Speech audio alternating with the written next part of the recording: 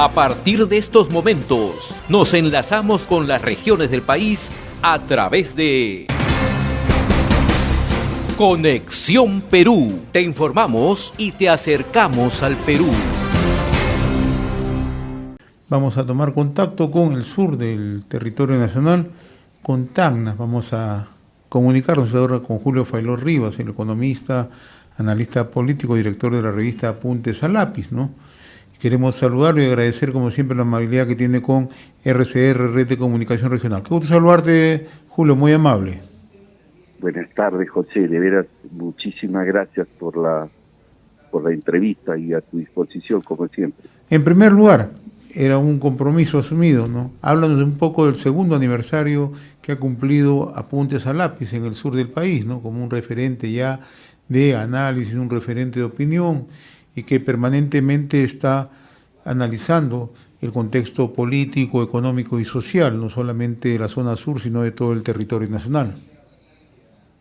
Sí, efectivamente, nosotros hemos desarrollado recientemente, el martes pasado, por el segundo aniversario de Apuntes a Lápiz, un fórum que le denominamos Crisis Política y Construcción de la Nación, ¿no? En la que se le dio una importancia a la coyuntura nacional, ¿no? La inauguración del evento, como tú sabes, estuvo a cargo de mi persona, fue dirigido por el doctor Michel Ascueta, y en la que participaron el ex premier de Ollantumala, el doctor Óscar Valdés Ancuar, rector de la Universidad Nacional de Ingeniería, Alfonso López Chau, y las ex ministras de Educación y el Ministerio de la Mujer, como es Patricia Correa y Carmela Pildós, ¿no? Ellos nos hicieron una extraordinaria exposición en la que tuvimos la presencia de más de 100 personas en esa actividad por el segundo aniversario. Ahora, en estos 2 años, Julio, en realidad han sido momentos bastante complejos para el país, ¿no? ¿De qué manera esta publicación sirve como parte no solamente del análisis, sino también de encontrar algún derrotero, alguna salida, encontrar la viabilidad para poder comunicarnos y dialogar? Bueno, en realidad, en algún momento lo conversamos, la revista nace como una respuesta a los medios de comunicación concentrados, valga la aclaración, ¿no? En realidad, por ese momento había, digamos, mucho sesgo en relación a la información o a los análisis políticos que se trataba en ese momento, ¿no? Con mucho sesgo. Entonces, por ahí nosotros estábamos participando casi todos los jueves en un espacio que nosotros le habíamos denominado Jueves de Diálogo, para poder discutir temas de la coyuntura en plena pandemia, ¿no? Luego se nos ocurrió lanzar la idea de la revista, ¿no? Esta revista tenía por objetivo tratar de mantener la pluralidad y la mayor imparcialidad posible. Te digo posible porque es muy difícil que uno no tenga sus sesgos, es muy difícil que uno no tenga una posición frente a determinado problema, ¿no? Pero siempre lo hemos intentado, siempre hemos tratado de, digamos, ser críticos a la prensa concentrada, ¿no? En la medida de que ésta no se ajustaba a la verdad, ¿no? Por esa época había mucha desinformación, tanto del contexto político como de las mismas elecciones presidenciales. Había mucho cuestionamiento a los resultados de las elecciones presidenciales, ¿no? Después eso se logró dilucidar, pero siempre quedó este tema de la duda con respecto al triunfo del profesor Pedro Castillo, ¿no? Los serios cuestionamientos, y en realidad nuestra posición jamás ha sido de defensa a determinados personajes, sino lo que nosotros tratábamos era un poco de salvar la investidura presidencial y también de una u otra manera defender los fueros de la democracia, ¿no? que se viene cuestionando desde hace bastante tiempo, ¿no? Bueno, esperamos, yo creo que lo hemos logrado. El posicionamiento mismo de la revista nos ha permitido tener, digamos, un nivel de credibilidad y un nivel de cobertura bastante importante. Nosotros en este momento estamos llegando a alrededor de 100.000 personas, ¿no? Este formato no solamente se cuelga en las diferentes redes sociales, sino se transmite a través de un PDF que va circulando con el WhatsApp, a través del WhatsApp, ¿no? Y hay algún resultado interesante que podríamos decir con cierta alegría, por decirlo de alguna manera, es haber logrado que la mayoría de medios de comunicación empiecen a regalar o otorgar de manera gratuita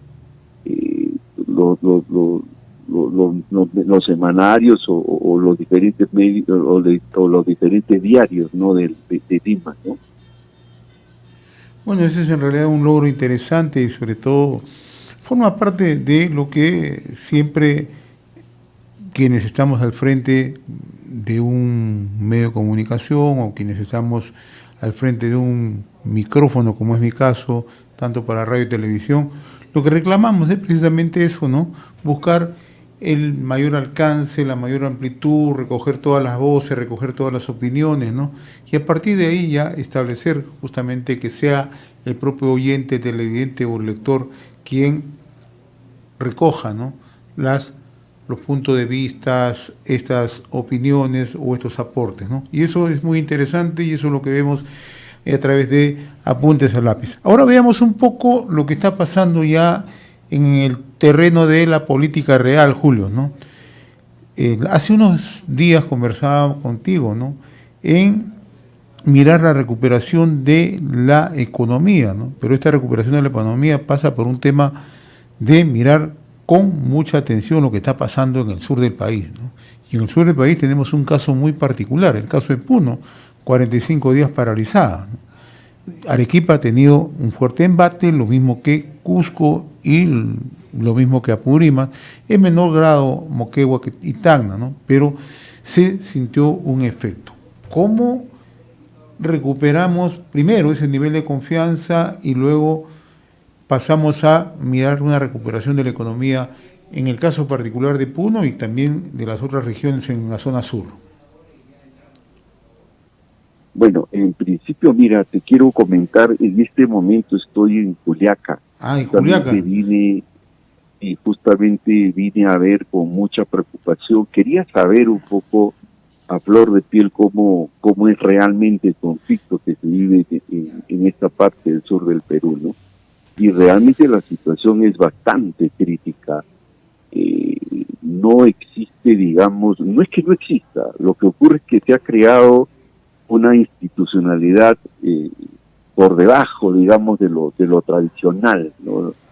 Ya no operan, ya no son los que convocan las organizaciones sociales tradicionales como la CGTP, Construcción Civil, la Federación Campesina, no, ahora esta suerte de autoconvocados tiene en su base social a las comunidades campesinas, ¿no? Que es lo que permite que la movilización social sea sostenida, ¿no? Que es el caso particular de Puno, ¿no? Por ejemplo, hoy día hemos podido observar una movilización bastante numerosa, estamos hablando de más de 3.000 personas, que venían de Atillo, de San Antón, de Progreso, y que se dirigían a la ciudad de Juliaca. Y en algún momento se pensaba que podía haber algún tipo de enfrentamiento, porque uno de los cuestionamientos que se le hacía de este sector, de esta parte, era que Juliaca seguía con sus operaciones, seguía con sus actividades económicas, ¿no? Y al parecer no lo hubo, ¿no? Bajaron de manera muy tranquila la gente de Atillo, de Progreso, de San Antón, del mismo Azángaro, de manera pacífica, que es lo que en particular tenía una mirada distinta de lo que podía suceder, ¿no? La movilización ha sido absolutamente pacífica, no se ha atentado contra ningún bien público, y ahí me parece eso correcto en la medida de que haber hecho lo contrario probablemente hubiera generado un descontento de la mayoría de la población, que en este caso no es la que está necesariamente movilizada, porque tú sabes que aquí el nivel de informalidad alcanza cerca del 85%, entonces atentar contra el diario de las personas es complicado, ¿no? Y bueno, la movilización ha sido pacífica, no ha habido ningún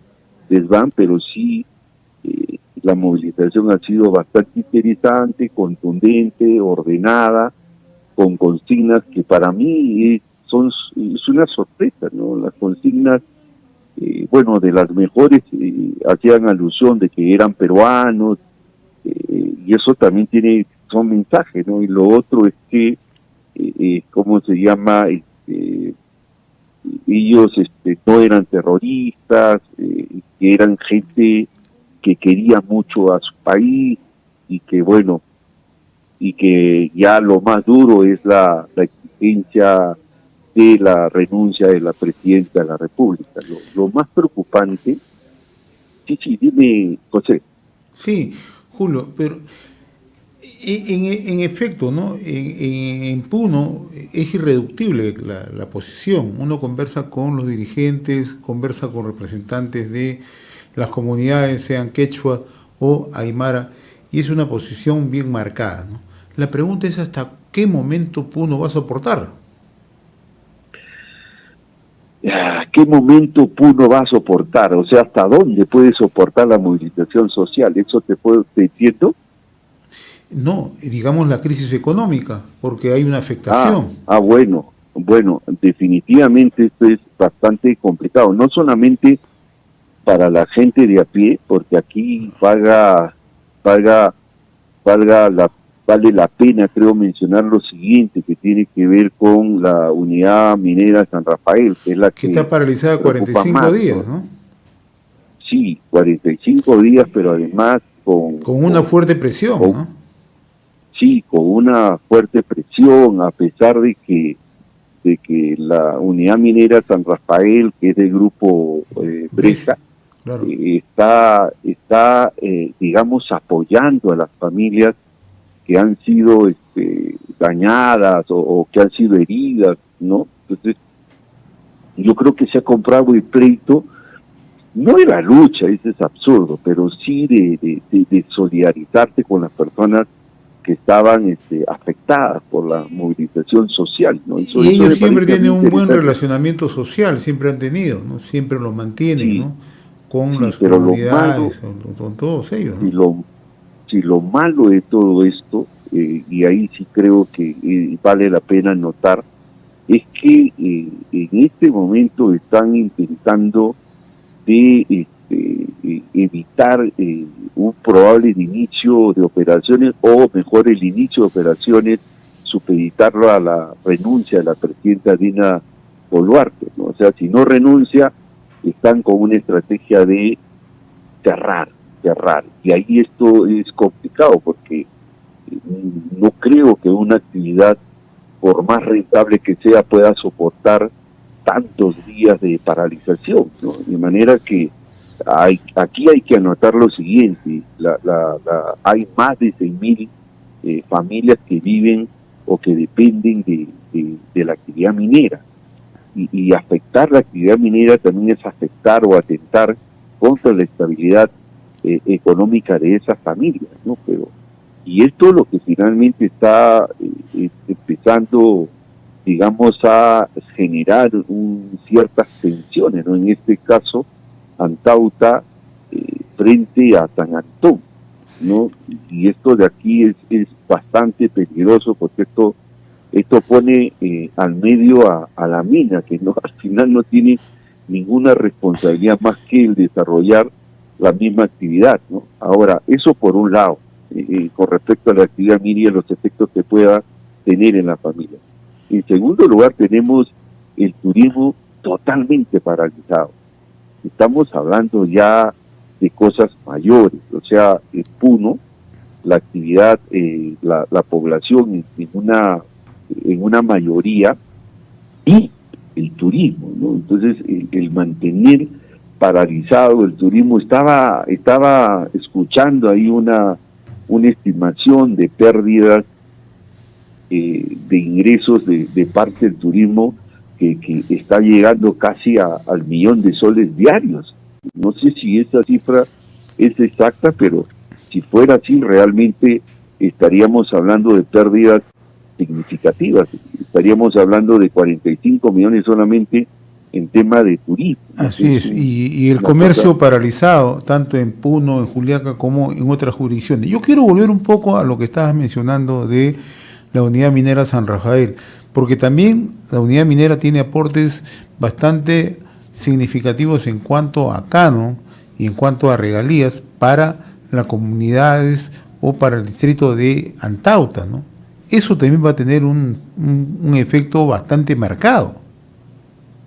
Sí, mira, imagínate, estamos hablando, si esto se va para el tercer mes, imagínate, hay pérdidas significativas, o mejor dicho, ingresos no percibidos, que en términos concretos significan pérdida, ¿no? Y pérdida, reducción de la ganancia, y la ganancia, obviamente, de la ganancia o de la renta, se obtiene el canon minero, ¿no? Eso de hecho va a tener un efecto también importante, ¿no? Entonces, ahora, yo creo que estas cosas, yo creo que aquí la gente ha definido ya una estrategia que para nosotros es bastante peligrosa, ¿no? Y la estrategia es, a partir de la actividad minera, iniciar un proceso de presión para que supuestamente le quiten el respaldo a la Presidenta de la República, ¿no? O sea, acá hay una mirada de que quien soporta a Dina Boluarte son los grupos empresariales, principalmente la actividad minera, ¿no? En este caso, hay empresas mineras y empresas mineras, ¿no? O sea, ahora, esa es una lectura muy forzada, ¿no? Sí, en realidad bastante forzada, pero lamentablemente es una percepción no de ahora, sino es una percepción de siempre, ¿no? O sea, el hecho de que existan empresarios como el BCP de Grupo Romero que financie determinadas campañas a personas que no son de la preferencia de la gente, la hace más complicada.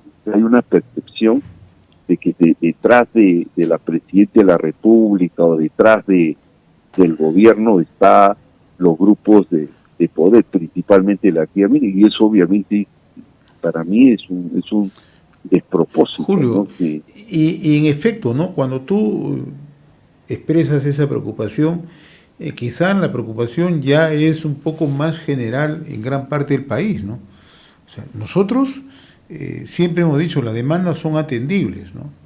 También se tendrán que investigar los excesos cometidos, ¿no? Nadie está en contra de ello, ¿no? El tema central es hacia dónde va esto, hacia dónde conduce, porque por un lado tienes una posición irreductible por los dirigentes o quienes están convocando estas movilizaciones, y por el otro lado hemos escuchado a la propia Presidenta de la República que no va a renunciar.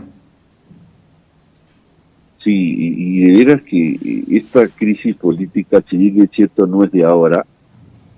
Los responsables de esta crisis siguen siendo percibidos como el legislativo y el ejecutivo, ¿no? O sea, por ejemplo, si tú revisas las recientes encuestas que acaban de publicar IEP, el 90% desaprueba la gestión del Congreso y el 77% desaprueba la gestión de la Presidencia de la República. Si tú lo llevas al sur del Perú, José, el apoyo que tienen estos dos poderes del Estado es sumamente precario, ¿no? Apenas alcanza, en el caso del Congreso, 3% apoya. Y quizá eso puede resultar hasta corto, ¿no? Por la misma situación que se está viviendo en estos momentos, ¿no? Porque esos son los riesgos, ¿ah? Los riesgos es que en lugar de amainar esto puede acrecentar. Sí, pues.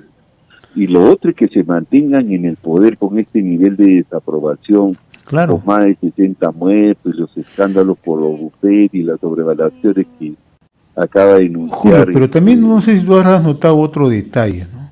Ya hasta hace 2 semanas nosotros notábamos que la presencia mucho más activa, más mediática, mucho más explicativa hacia el país de las autoridades. Y esto se ha ido reduciendo con el paso de los días, ¿no? Los actores son otros. Sí, pues, no te llegué a escuchar la pregunta. No, te decía que hasta hace un par de semanas veíamos cómo el gobernador regional, el alcalde de Juliaca o el alcalde de Puno tenían una decisión, una participación mucho más activa, más mediática, más explicativa sobre la crisis que se está viviendo en Puno. Hoy no. Hoy vemos que están casi reducidos su participación. ¿Esto qué significado puede tener hacia adelante? No, es grave, definitivamente, ¿no? Y es grave porque en realidad lo que yo veo es que ellos han concluido de que todo esto está en manos del Congreso de la República, y en verdad es así, El hecho de que haya pateado el tablero una vez más, no le da una salida dentro de la institucionalidad, ¿no? O sea, me refiero en el marco de la Constitución, ¿no? Entonces ahí los gobernadores regionales y las mismas universidades no tienen mayor juego. Entonces lo que han hecho es replegarse, cuando en realidad lo que yo creo es que deberían preocuparse por empezar a reconstruir esa institucionalidad que no es visible, claro, hacerla visible, porque no es tan cierto de que sean autoconvocados. Hay una red debajo, llamado comunidades, llamado rondas campesinas, que es la forma de organización de las comunidades que están sosteniendo esta movilización social, pero se mantienen en la oscuridad porque también sienten temor de que les pueda pasar algo. ¿Me entiendes? O sea, estas amenazas, por ejemplo, el aumentar el número de años, que para mí es absolutamente innecesaria, a las personas que estén involucrados en las movilizaciones sociales, hace definitivamente que aquellos que podrían ser los interlocutores de la sociedad civil pudieran tener una relación comunicacional con los gobiernos locales y con los gobiernos regionales para empezar a discutir una salida a la crisis política, porque la salida a la crisis política no es como lo está encarando el gobierno central, sino aquí lo que se trata es de empezar a reconstruir